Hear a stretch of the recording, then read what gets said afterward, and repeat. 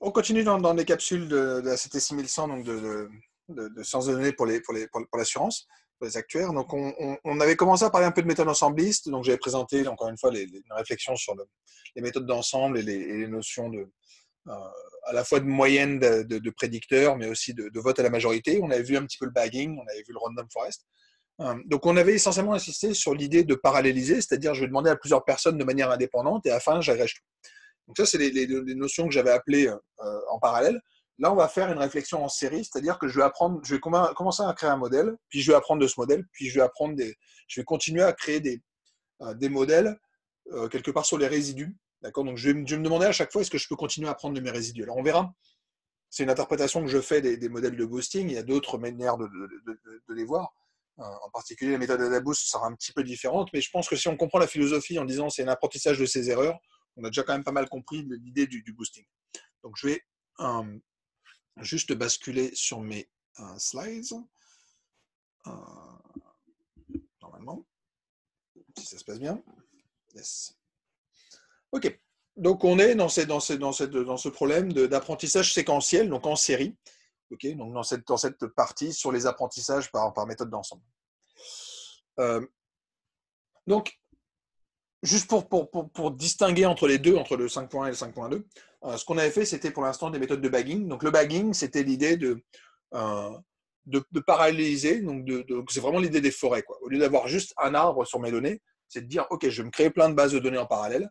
Chacune des bases va me donner un modèle, c'est-à-dire un arbre. Et quand j'aurai mes 1000 arbres, ben, j'ai une forêt d'arbres et je suis content. Okay. Donc on les apprend en parallèle, de manière indépendante. Alors, l'apprentissage par un algorithme indépendant fait que ça rend les choses parallélisables d'un point de vue informatique. Ça ne veut pas dire que les sorties sont indépendantes. Okay. Donc on a déjà eu une petite discussion autour de ça. Cette histoire de parallélisation et d'indépendance. Donc ça, c'est l'approche par bagging qui est vraiment cette idée de je répartis mon travail sur mes différents cœurs et j'apprends à chaque fois. Là, on va construire quelque chose d'un petit peu différent. Donc ça va être l'idée du boosting, où on va encore s'amuser à créer plusieurs modèles, sauf que ça va être fait de manière séquentielle. C'est-à-dire que ce qui va se passer à l'étape B va dépendre de ce qui s'était passé à l'étape B-1, qui va dépendre de ce qui s'était passé à l'étape B-2, etc. Okay. Donc on va, et c'est ce que raconte un petit peu la phrase, hein, chaque modèle est construit spécifiquement pour améliorer les prévisions de l'ancien modèle. C'est-à-dire qu'en gros, je vais avoir un modèle, je vais voir que je vais faire des erreurs, et je vais me dire, OK, est-ce que je ne peux pas continuer à aller un peu plus loin pour essayer de mieux comprendre de ces erreurs. Okay. Alors, l'idée du boosting, alors la traduction, c'est amplification, stimulation, c'est qu'effectivement, on continue à utiliser le mot boosting en français, y compris au Québec, mais cette histoire d'amplification, j'essaierai de vous montrer pourquoi est-ce qu'il y a cette histoire d'amplification. On va construire un modèle et on va apprendre de lui. Donc à chaque fois, encore une fois, c'est comme les problèmes de différenciation. Enfin, quand je me mets à intégrer, tout d'un coup, ça peut exploser. D'accord. Donc je me mets à sommer, puis à sommer, puis à sommer, puis à sommer. Donc potentiellement, ça peut exploser. Okay. La grande difficulté de ces méthodes-là, c'est qu'il faut les arrêter avant qu'elles n'explosent. Okay, pour faire ça. Donc ce que je vous disais, c'est que l'idée centrale du boosting, c'est d'apprendre de ses erreurs. Alors, je vais vous faire un tout petit exemple très simple. J'ai simulé des données. Donc, j'ai une base. Je ne sais pas pourquoi j'ai mis deux noms, mais peu importe. Avec des données XY. D'accord. Oui, ici, c'est parce que j'apprends. Il y a ma base de base, ma base originelle DF, et je vais faire une base DF avec un résidu. Et ce résidu, c'est celui qui sera mis à jour. Donc, mon résidu, au début, il sera important, puis au fur et à mesure, je vais finir par apprendre de lui. Donc, le point de départ, c'est quoi? Alors, peut-être que mon point de départ n'était pas très bon ici, puisque j'ai commencé par faire un modèle linéaire, mais j'avais l'impression qu'en sortant du cours de modèle linéaire, c'est normalement la première chose qui devrait nous venir à l'esprit. Donc, on va se dire, je vais créer ce modèle linéaire. Okay, donc ça, c'est ce que nous dit le cours STT 5100 de modèle linéaire appliqué, qui consiste à dire, le modèle de base, ce sera un bêta 0 chapeau plus bêta chapeau 1, x. Okay. Alors, on va voir, ce ne sera pas celui qu'on prendra comme modèle de base. Le modèle de base qu'on prendra, nous, par la suite, c'est plutôt le modèle constant. Et de se dire, OK, la meilleure chose déjà que je puisse faire, c'est de prévoir une constante. Donc, ça sera déjà un premier point, c'est déjà de centrer la variable y, et donc de chercher cette valeur constante. Et ensuite, on va commencer à apprendre. Okay, mais la première étape sera plutôt de commencer par un modèle constant. Là, je commence par quelque chose de linéaire, on va dire qu'on est grand. Donc, une fois qu'on a fait ce modèle, je vous rappelle, l'étape qui doit venir assez rapidement dans un modèle linéaire, c'est de se dire, je vais faire une phase de diagnostic. Et donc, assez naturellement, on va représenter les epsilon chapeau i en fonction de quelque chose. Alors, le quelque chose en question, ici c'est du y chapeau, mais ça pourrait être aussi du x, ok. Essentiellement parce que dans un modèle simple, de toute façon, y chapeau, c'est jamais qu'une une transformation linéaire affine de mon x. Okay. Et, point intéressant, donc première chose, je vous renvoie là encore au cours précédent, mais si jamais je regarde la meilleure prévision linéaire que je puisse faire sur mes résidus, il n'y a rien. D'accord. Dans le sens où la régression de epsilon chapeau sur x, ça va vous donner quelque chose de constant parce que je ne peux plus rien expliquer. C'est le fait que quand vous avez une régression, donc vous avez votre plan des variables x, okay, vous avez votre variable d'intérêt qui est cette variable y. Okay, quand vous faites votre projection, dans ces cas-là, donc vous allez récupérer votre projection ici, votre y chapeau. Ici, on a nos epsilon chapeau. Et par construction, les epsilon chapeau sont orthogonaux aux x. Okay, donc je ne peux plus rien apprendre de mes x. Je ne peux plus rien apprendre si jamais je reste dans les modèles linéaires. Et c'est là la force de l'approche, c'est surtout de quitter le modèle linéaire, parce qu'en fait, le modèle linéaire, il était trop bon dès le départ. Okay, alors que si jamais j'étais parti sur des arbres, je peux toujours continuer à apprendre quelque part avec des arbres. Okay, donc là, je le fais sur un autre type de modèle en me disant, OK, je ne peux pas apprendre en régression sur x, peut-être que je peux quand même apprendre. Parce qu'en fait, j'avais un effet qui était comme ça, je ne sais pas si vous voyez, mais c'est la courbe rouge qui apparaissait sur mes slides. Et donc, j'ai une espèce d'effet quadratique.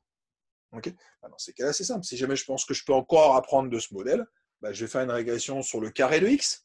Okay, donc, premier modèle, c'était de dire j'ai un modèle linéaire.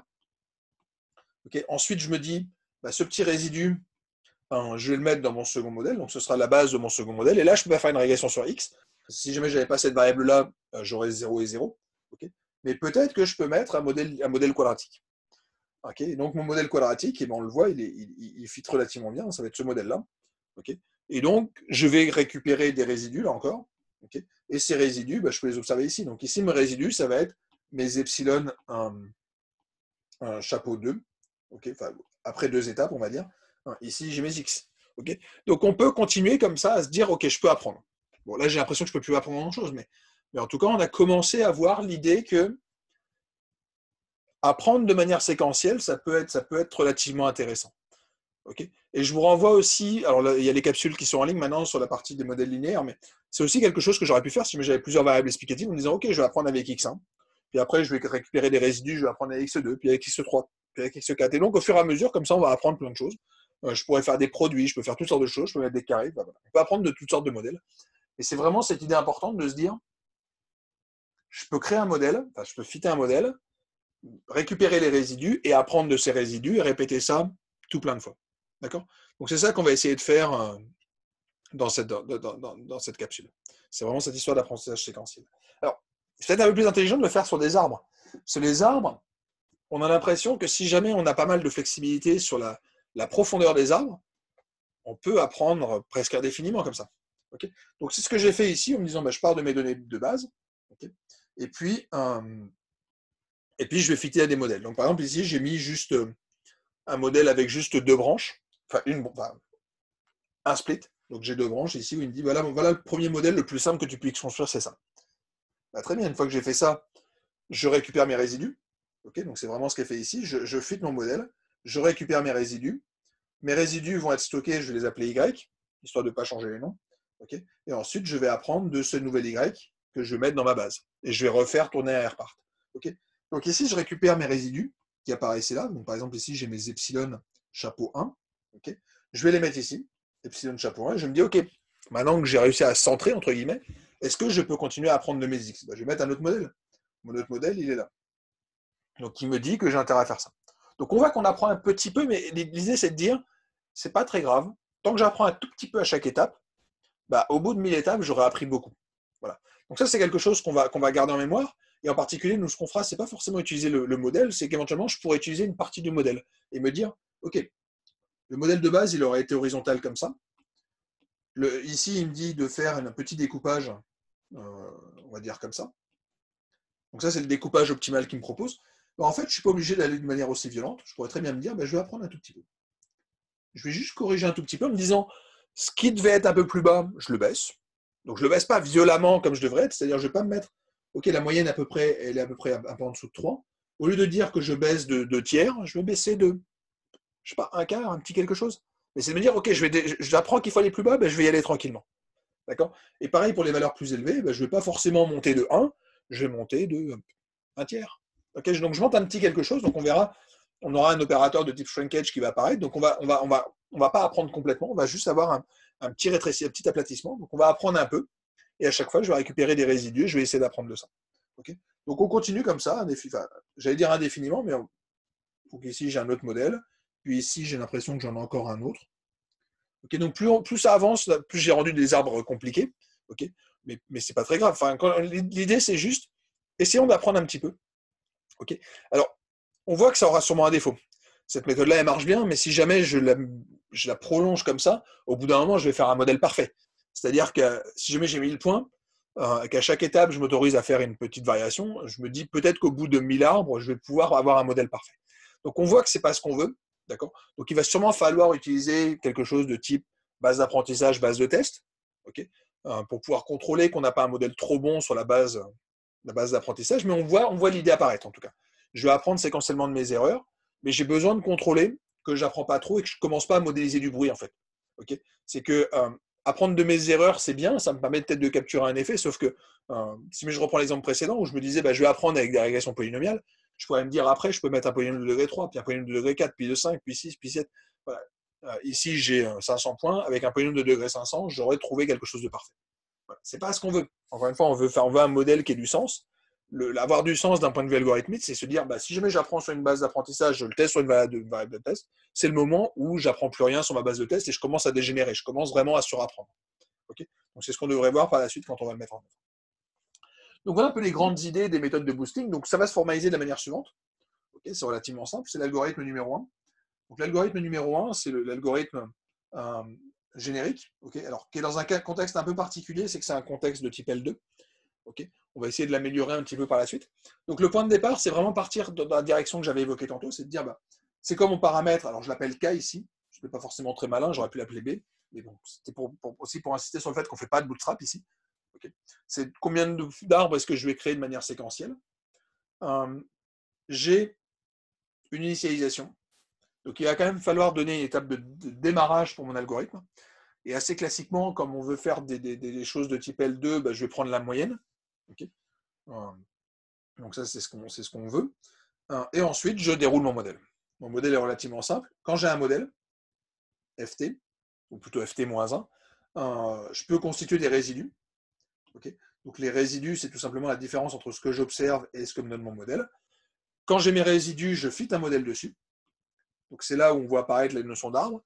Donc je vais faire un arbre de régression sur mes résidus expliqués par mes X. Et ensuite, je mets à jour. Je mets à jour comment? Je vais dire que mon modèle, je rajoute un petit quelque chose qui sera la base de cet arbre. Okay, et c'est là qu'on voit apparaître le paramètre dont je parlais tantôt, qui est que je peux mettre un petit paramètre de shrinkage. Donc je vais avoir un petit coefficient gamma qui peut être 0.1, qui peut être 0.01, qui peut être 0.5, enfin peu importe, il faut jouer un petit peu avec. Okay, pour dire je ne vais pas trop apprendre non plus. Okay, et donc ça me permet de faire une mise à jour sur mon FT, puis j'itère comme ça indéfiniment. Okay, donc ça, c'est l'algorithme de boosting de base qui consiste à dire que c'est vraiment l'algorithme que je présentais tantôt. Je pars de la valeur moyenne comme base de départ, et puis ensuite, je vais voir comment est-ce qu'il faut que je dévie de cette valeur moyenne en fonction des positions en X. Okay, alors, l'avantage, c'est que une fois qu'on a compris ça, en fait, on a compris tous les algorithmes qui vont se cacher derrière. En particulier, je peux quitter la perte L2 ici. Okay, de la même manière, en fait, qu'on pouvait faire dans le boosting, on peut faire des arbres qui sont des arbres de poissons, des arbres de classification.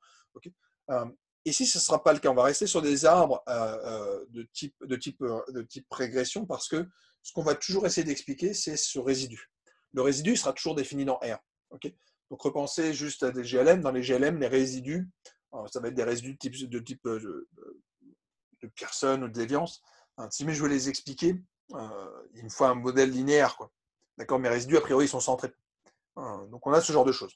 D'accord. Donc, maintenant, comment est-ce que je vais généraliser mon problème? Comment je généralise? C'est essentiellement sur la fonction de perte. Donc, au lieu d'avoir une perte L2, je vais avoir une perte générique. Okay, pourquoi? Parce que, en fait, pourquoi je prenais la moyenne? Parce que c'est tout simplement la valeur qui minimise la somme des YI moins une constante au carré. D'accord. Donc, c'est celle qui va minimiser ma perte L2. Okay, enfin, qui va minimiser ma somme de mes pertes L2. Donc, c'est cette valeur Y bar. Mais de manière générique, si jamais j'avais une fonction de perte L1, Okay, ben, je pourrais prendre la valeur médiane, et puis ça serait notre point de départ. Okay, et comment est-ce que ça va se mettre à jour? Alors, la petite astuce, elle est planquée ici. Okay, donc je vais juste la souligner parce que c'est quand même important de bien voir ce qui se passe. Tout est caché ici. En fait, ce résidu, à quoi il correspond? Ben, ce résidu, c'est tout simplement le gradient de la fonction de perte. C'est que quand vous avez une perte L2, okay, donc ma perte L2, c'est un L de xy qui est égal à, je vais mettre un coefficient et demi pour que ce soit plus joli, y moins x au carré. Ben, dans ces cas-là, quand je vais regarder le gradient, peut-être par rapport à x de cette fonction de perte, ben, je vais récupérer du x moins y. Et donc, je récupère, si jamais je dis que x c'est du y chapeau, ben, je récupère que le résidu qui était caché ici, c'est tout simplement le gradient de ma fonction de perte. Donc en fait, on va faire la même chose. C'est-à-dire qu'à chaque étape, je vais calculer le gradient de ma fonction de perte pris dans mes prévisions qui étaient construites avec le précédent modèle. Okay, donc c'est exactement ce qui était fait ici, sauf que je le généralise. Okay, et encore une fois, je reviendrai là-dessus un peu plus tard.